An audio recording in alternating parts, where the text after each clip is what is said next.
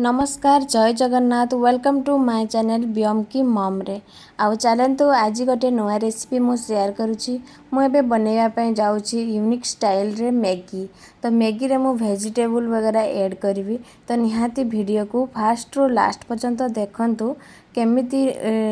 Vegetable पकईकी Maggi बनई पारिबे। तो मु सेपटे कद्दूकस कर देइची गाजर और बीट को कद्दूकस कर दे सारा परे मु कढ़ारे पानी गरम करी मुझे पकई दउची एबे मैगी गुड़ाक एगुड़ा टिके बड़की गला पर नरम हो तो से मोर जेतिकी आवश्यक मुझे मैगी ऐड करुची एठी तो देखंतु जते मैगी दरकार मु सबू एठी ऐड करदेबी। सबु स्टाइल रे मैगी बनै के खाइले टिके भल लगे जमती कि केते बेले वेजिटेबल ऐड करिकी मैगी बनैले टेस्टी लगे आउ केते बेले नॉर्मल मैगी जेमिति खाली मसला रे पानी देकी पानी रे खाली भिजा भिजा भल लगे। तो मु एठी सब मैगी ऐड करदेबी आउ आपण मानक लागुथबो कि पानी एठी कम अछि किंतु जते बेले एटा पानी रे टिके गरम ये हेइ जिवो नरम हेइ जिवो सेते बेले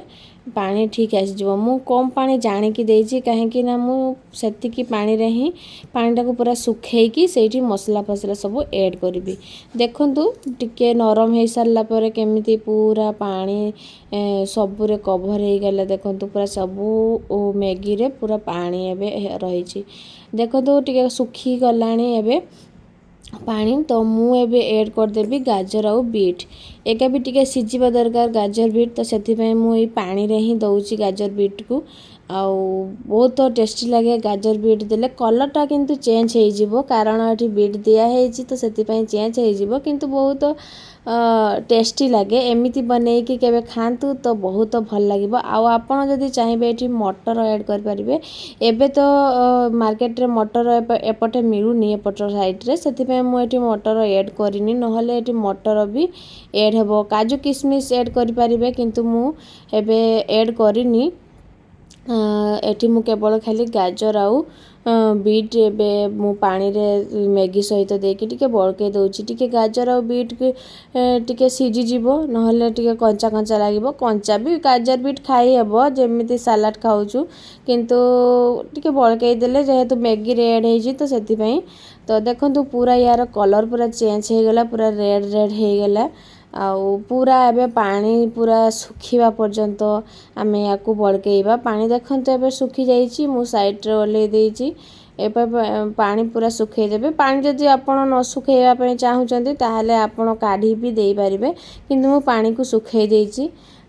तो एपटे देखंतु मु कोबी फूल कोबी भाजा कर देइची एपटे फूलकोबी भजारे मु मैगी मसला सब ऐड कर देइची आ मैगी मसला ऐड कर सारला परे हल्का टिके पानी दे देइची पुजड़ी बनाई बोली। तो एई मैगी मसला आउ कोबी जो तार मसलाटा रेडी हेइची मु सेठी एबे एई मैगी जो उल्हेइथिली मु एबे मु सेगा सब ऐड कर देबी ए सब ए मसला रे पूरा मिक्स कर दे सारला पर देखंतु किछि एभली देखा जाउची कलर किंतु यार टेस्टी बहुत सुंदर के। तो मैगी केमती लागिला निहाती जणैबे कमेंट रे आ वीडियो रे जदी भल लागिथिबो ताहाले लाइक शेयर सब्सक्राइब करिया पई जम्मा भी भूलिबेनी। तो जय जगन्नाथ बाय बाय।